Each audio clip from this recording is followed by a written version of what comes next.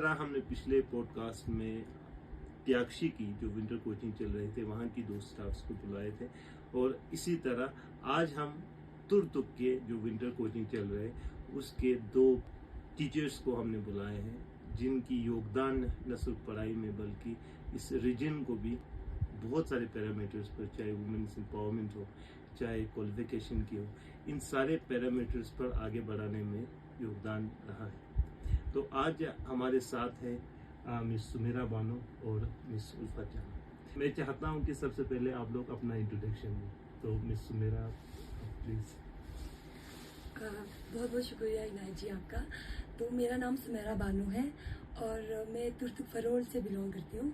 तो मैंने जो स्टडीज़ की अगर बात करें तो मेरा primary schooling up to 8th मैंने आर्मी गुडियल स्कूल त्याक्षी से की है। उसके बाद मैंने केवी केंद्रीय विद्यालय से 9th to 12th मैंने अपनी पढ़ाई वहाँ से कंप्लीट की है। उसके बाद मैंने इंजीनियरिंग की है, मैकेनिकल में वो NIT श्रीनगर से की है जी। तो शुक्रिया। इसका मतलब ये भी हुआ कि आप हमारे रीजन की पहली ऐसी महिला है जो NIT क्वालिफाई की है। जी जी। तो मिस उल्फत, अगर आप अपने बारे में बताएं तो। ओके, अस्सलाम वालेकुम, thank you sir for having us. मेरा नाम उल्फत जहान है, मैं तुर्तुक फरोल से बिलोंग करती हूँ। मैंने अपनी स्कूलिंग JNV से किया है अप टू 12th क्लास।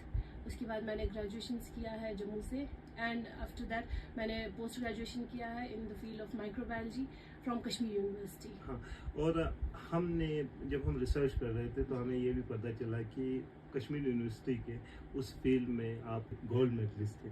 तो ये हम सभी के लिए गर्व की बात है कि हमारे यहाँ की 2 ऐसी महिला जिन्होंने अपने अपने फील्ड्स में काफ़ी माइलस्टोन्स अचीव किए हैं। तो अब हम बात करने की प्रयास करते हैं विंटर कोचिंग के रिलेटेड। तो सबसे पहले मेरा प्रश्न ये होगा कि इस ठंड रीजन में, खासकर तुर्तुक एरिया या लद्दाख एरिया हो गया, इसमें विंटर ट्यूशन कितना महत्वपूर्ण है और किस तरह से इसको चला रहे हैं, कौन कौन सी ऐसी प्रॉब्लम्स है जिनको फेस करना पड़ता है खासकर यहाँ के स्टूडेंट्स से। तो उस बारे में आप विस्तार से अगर जितने भी हमारे दर्शक हैं उनको बताएं प्लीज। तो हम सबको पता है कि हमारे यहाँ विंटर कितना हार्श होता है, और ऐसे हार्श कंडीशन में बच्चों को स्टडीज़ के साथ कनेक्टेड रखना इज़ वेरी डिफ़िकल्ट। तो we are very grateful to the youth society of Turtuk जिन्होंने अपना ये विंटर कोचिंग ऑर्गेनाइज किया, और साथ में इंडियन आर्मी का भी और हमारे विलेजर्स का भी उन्होंने अपना सपोर्ट एक्सटेंड किया इस अच्छे काम को, अच्छे कॉज को आगे बढ़ाने के लिए।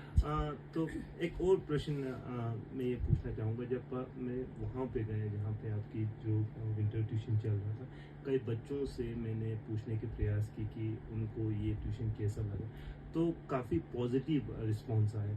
तो मैं जानना चाहता हूँ कि पिछले सालों के मुकाबले इस साल क्या डिफरेंस आप लोग कर रहे हैं।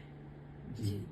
तो हम लोग इस टाइम पे इस कोचिंग सेंटर, इस कोचिंग ड्यूरेशन में हम लोगों का फोकस ज़्यादा बेसिक्स पे है, और हम लोग कुछ एक्टिविटीज़ भी कराते हैं। तो हमारा सिलेबस ज़्यादा कंप्लीट करना, कवर करना हमारा एम नहीं है। तो हम लोग बेसिक्स पे ज़्यादा फोकस कर रहे हैं, और उनको स्टडी से कनेक्ट रखने के लिए हम ये भी ध्यान रख रहे हैं कि ये इनका वेकेशन चल रहा है, तो हमारा थोड़ा सा ही टाइम हम उनका लेते हैं दिन में, ताकि वो कनेक्ट भी रहे और अपना वेकेशन भी एंजॉय कर सके। तो हम लोग सिर्फ 10 से लेके 1:20 PM तक ही उनको पढ़ाते हैं। जी, बहुत अच्छा लगा जैसे कि आपने बताया कि बेसिक्स, क्योंकि सिलेबस तो स्कूल में कंप्लीट करना होता है, और विंटर्स में कुछ कुछ ऐसे चीज़ जो उनको आगे बढ़ाने में मदद करे। तो ये एक बहुत बेहतरीन कंसेप्ट है। उसके अलावा मैं जानना चाहता हूँ कि आप लोगों ने बताया कि इस विंटर ट्यूशन को ऑर्गेनाइज किया है यूथ सोसाइटी तुर्तुक की ओर से। तो यूथ सोसाइटी की तुर्तुक रीजन में खासकर एजुकेशन से रिलेटेड या यूथ एम्पावरमेंट से रिलेटेड कितना बड़ा रोल है, आप ये अगर विस्तार से बता पाए तो, क्योंकि आप उनके साथ काम कर रहे हैं, तो इस वजह से प्लीज। किसी भी जगह की मतलब अगर हम देखें वो कैसी जगह है, तो हमें उसके यूथ से पता चलता है कि वो कितना काम करे या मतलब कैसा डेवलपमेंट वो लाना चाहते हैं। तो हम काफ़ी खुश हैं जहाँ देख पा रहे हैं कि यहाँ की यूथ इन्वॉल्व है हमारे फ्यूचर को आगे ब्राइट कराने के लिए, उनका अच्छा योगदान रहा है। जी। तो उसके अलावा आप लोगों ने बताया कि इस विंटर कोचिंग को या विंटर ट्यूशन को सफल बनाने के लिए जो हमारी कम्युनिटी है और इंडियन आर्मी के योगदान है, जी। तो क्या आप बता सकते हैं कि कौन कौन से पैरामीटर्स है जिनमें इंडियन आर्मी ने इस ट्यूशन को सफल बनाने के लिए सपोर्ट किया? तो हमारे जो ऑर्गेनाइज किया है यूथ सोसाइटी की तरफ से, इसको आगे बढ़ाने के लिए जो एडमिनिस्ट्रेटिव वर्क है वो हमारे कम्युनिटी ने की है।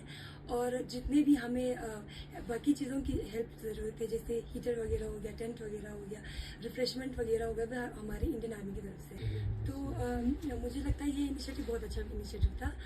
इसके अलावा मुझे लगता है कि जितने भी हमारे प्रोफेशनल्स हैं, डॉक्टर्स मतलब डॉक्टर्स है, इंजीनियर्स है, या बाकी एंटरप्रेन्योर्स और बाकी जो अपने फील्ड में जो माहिर रखते हैं, वो अगर कलेक्टिवली मिलके यूथ सोसाइटी के साथ जुड़े या फिर खुद से कोई कमेटी बनाए, जिससे हम बच्चों को आगे बढ़ाने के लिए उनको रोड में प्रोवाइड करें, या फिर उनको अलग अलग स्कीम्स के बारे में बताए, स्कॉलरशिप्स के बारे में बताए, या फिर और ऐसे क्या कौन से एग्जाम्स हैं कि वो दे सकते हैं, उन सब के बारे में अगर हम बताएंगे तो ज़्यादा बेटर रहेगा। तो मेरा ये रिक्वेस्ट सबसे है, जितने भी अपने फील्ड में माहिर रखते हैं वो या फिर यूथ सोसाइटी के साथ जुड़े, या फिर खुद से कोई कम्युनिटी बिल्ड करके हमारे बच्चों को आगे बढ़ने में हेल्प करें। आपकी बातों से मैं समझ पा रहा हूँ कि मतलब एजुकेशन में हम काफ़ी अच्छे कर रहे हैं, लेकिन ड्यू टू अवेयरनेस और गाइडेंस जी। काफ़ी मुश्किलों का सामना करना पड़ रहा है। तो अगर कोई भी जो प्रोफेशनल लाइन में हो, जी। वो अगर आने वाले फ्यूचर के बच्चों को गाइड करे कि उस लाइन में या उस प्रोफेशन में कैसे जाना है, तो बच्चों के लिए आसानी होगी। जी। क्या ये मैं सही समझ पा रहा जी, हूँ? बिल्कुल। जी।